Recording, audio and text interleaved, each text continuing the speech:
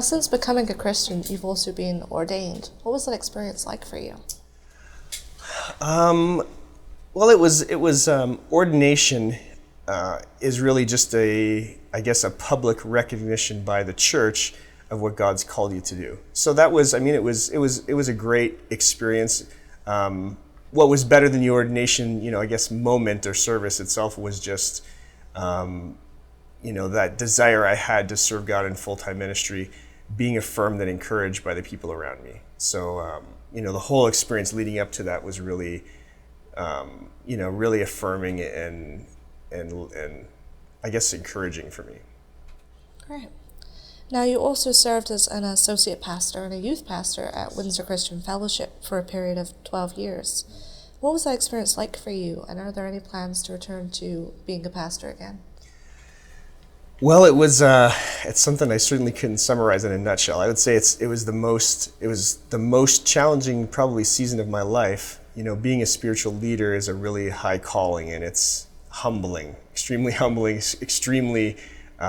challenging personally. It really forces you to take what you claim to believe and to put it into practice, and so in that respect it was really challenging and really extremely rewarding, because I got to get to know an amazing group of Christians in the city here that are just deeply sincere people who I love. They're like my family. I got to marry a young lady who worked with me in youth ministry a few months ago, and just getting to see her and her family again after some time away was just awesome. It's so awesome to be part of a loving community like that. So I think that's the biggest thing I take away, is just the amazing people that I got to have a relationship with. Right. Now, you're also the author of Concerning God. Can you tell me a little bit about what your book involves? Sure. The book is, I guess, it's an attempt to answer the question, or to deal with the question of where the truth of God can be found with all the religions in the world. And that's kind of a daunting question for people. And it was for me, when I was first challenged to examine Christianity. I just thought to myself, what about all the other religions of the world? Am I going to have to, research them all to know which one is true? And then I just began to think about that a bit, and I realized, the world's full of just ordinary people, So if God created humanity, then knowing our purpose and understanding what the truth is can't require, a degree in world religions. It's got to be something that's accessible to each one of us. The Bible says that God's not far from any one of us, and so I really began to see that made sense to believe that. So this book is really what I kind of regard as a common sense approach to, determining, which if any of the world's religions are true, and how could we identify a true revelation from God versus a false revelation from God. So the book kind of talks about signposts or indicators which we could expect to find or expect to be associated with the truth. And then the last part of the book presents the case for Christianity in light of those signposts to say, to demonstrate how strong a case the Christian faith makes really on that kind of common sense line of reasoning. Right. So where did your inspiration come from exactly? Well, most of the ideas in the book, probably 90% of them were things and issues I had to think through before I was willing to actually sincerely investigate the Christian faith initially. Because I was challenged to investigate it by the group of Christians I started to have a relationship with. But I was kind of daunted by the issue of all the other world religions and what was I going to do about them. So I had to the book kind of reflects the intellectual journey I had to go through in order to decide whether it was worthwhile to check out the Christian faith. And so that's where, so most of it was sort of, what I intuitively, internally kind of like slogged through in order to get there, and then so I just refined that a bit, and I figured if that process really helped me to see that it can't be too difficult, then hopefully it'll help other people. So what has been the response to Concerning God? It's been largely positive. I mean, particularly, obviously with friends and family, they're all very encouraging. There's been some muted responses from people that I gave the book to, which I totally expected. I know the book is meant to challenge people about what they believe about God.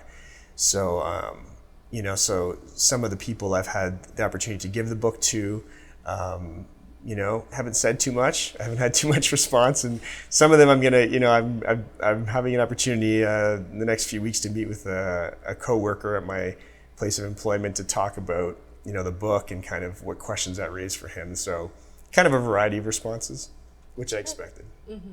Now, you were the 2012 nonfiction winner for the Word Alive Press Free Publishing Contest. Right. How was that experience for you?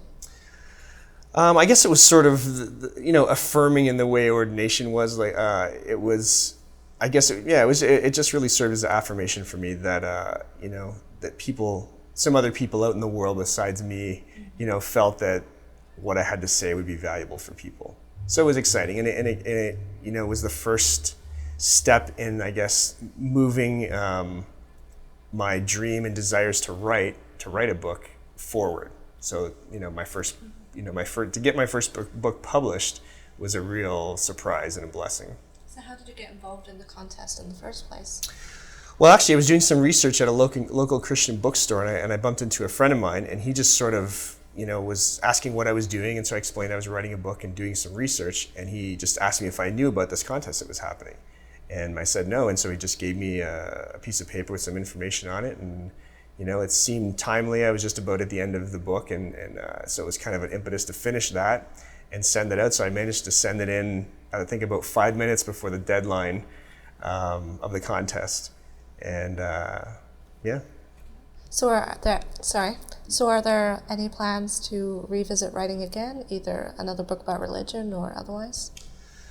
I'd love to write about 4 or 5 more books. I have probably ideas or concepts for that many more.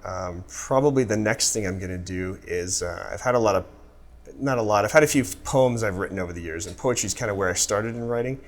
But I really haven't been motivated to write a lot of poetry. But I have a bunch that have been kind of gathering dust on my computer. So I think I'm going to put them in a collection and publish that next. Now, onto a different topic entirely. Now, many churches are facing closure because they have small or dwindling numbers. What do you think are the reasons for that? Well, I'm not really qualified so much to speak to that. I haven't experienced a lot of kind of the wider church world, but from what I've seen and heard, I think at least 2 issues come to mind. The first is, they may not be giving or delivering the real message of the Bible and the real message that Jesus delivered, because that message is the most compelling message that anyone will ever have heard.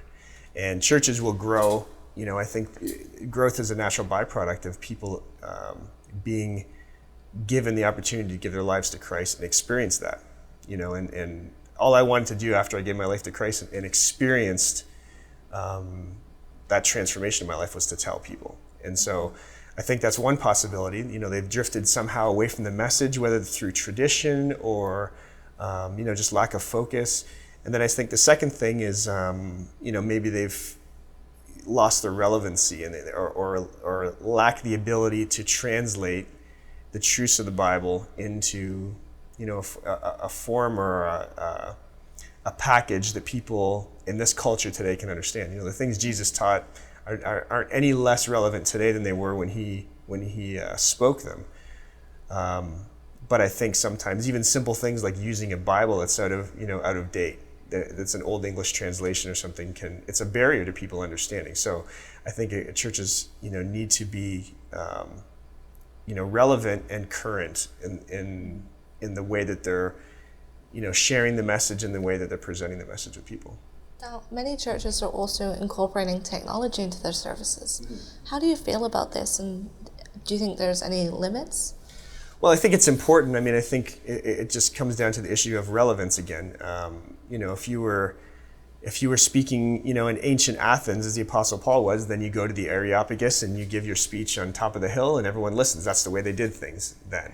And so what you see in the Bible is, the figures in the Bible that were addressing their culture with their message, did it consistent with the practices of the time. They didn't do something, real countercultural. They were meeting people where they were at. And so I think using technology is, a good idea. As a youth pastor, I spent years salivating to have great media and technology in my youth ministry, and then finally when we got it,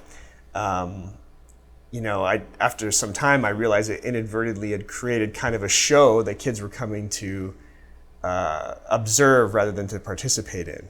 And so I think that can be the danger of technology is, particularly for churches, because churches are about engaging and discipling people and becoming more like Christ and growing and developing as people or servants of God. So it's about involvement.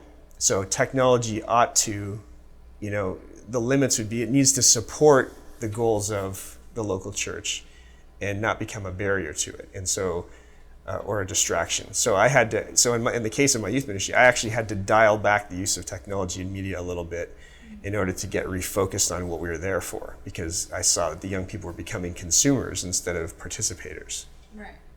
Now, with your background as a pastor, where do you think church services could go in the future? Well, that's a tough question.